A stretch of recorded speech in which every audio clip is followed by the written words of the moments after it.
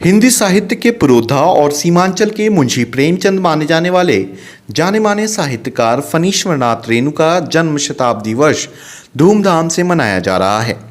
इस बाबत उनके गांव में विशेष कार्यक्रम आयोजित किए गए हैं, जिसमें साहित्यकारों के अलावा प्रशासनिक अधिकारी भी शामिल हुए।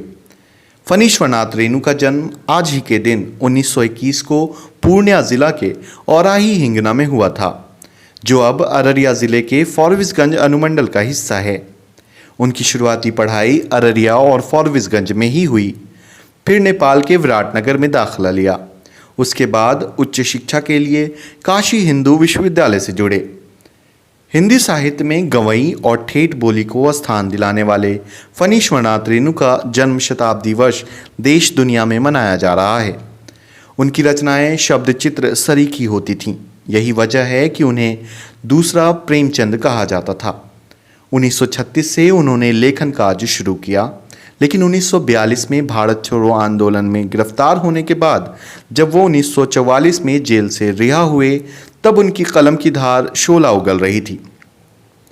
1944 में उनकी रचना बट बाबा साप्ताहिक पत्रिका विश्वामित्र में प्रकाशित होते ही तहलका मचना शुरू हो गया।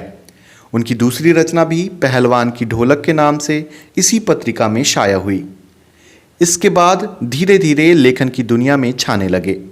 इस तरह से उनकी 63 से ज़्यादा रचनाएं छपी।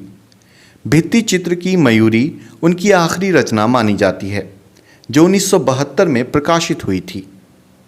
फणीश्वरनाथ रेणु की रचनाओं की खासियत जीवंतता होती थी, जो चलचित्र की मानिंद कहानियां गढ़ती हैं। यही वजह है कि उनकी रचनाओं पर फिल्म भी बनी, जिसमें तीसरी कसम खास है, जिससे रेणु को काफ़ी प्रसिद्धि मिली, जो मारे गए गुलफाम पर आधारित थी। राज कपूर और वहीदा रहमान मुख्य भूमिका में थे, जो आंचलिक पृष्ठभूमि में ही बनी थी। 1954 में उपन्यास मैला आंचल ने उनकी शोहरत को 4 चांद लगा दिया। रेणु जी ने ग्रामीण परिवेश को अपनी लेखनी से ग्लोबल किया। कथा के पात्र बिल्कुल सिनेमा की तर्ज पर बुनते थे और पाठक उसे विजुअलाइज कर पाते थे। तबीयत से क्रांतिकारी फणीश्वरनाथ रेणु जेपी आंदोलन से भी जुड़े रहे, लेकिन सरकार की दमनकारी नीतियों के विरोध में पद्म सम्मान को वापस कर दिया। फणीश्वरनाथ रेणु राजनीतिक भागीदारी पर विश्वास करते थे और चुनावी मैदान में भी कूदे थे। 11 अप्रैल 1977 को हिंदी साहित्य के आंचलिकता के इस अनूठे चितेरे ने अपनी अद्भुत लेखनी का सबको मुरीद बना अलविदा कह दिया। उनकी लेखनी आज भी हमें रेणु के रहने का एहसास कराती है। रेणु गांव से विपुल विश्वास की रिपोर्ट। शासन के ओर से आज रेणु जी के रचना एवं उनके व्यक्तित्व एवं उनके जीवन पे परिचर्चा यहाँ पे किया जा रहा है।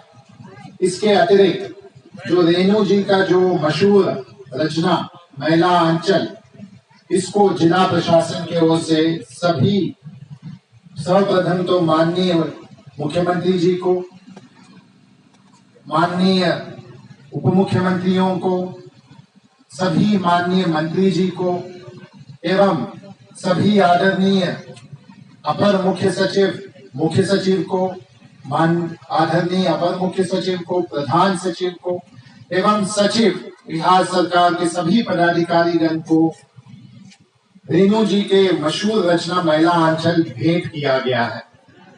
देखिए, जन्म शताब्दी तो पूरे बिहार में, पूरे देश में है, विदेश में भी है, और गांव में जिला प्रशासन के द्वारा और हम लोगों के सहयोग से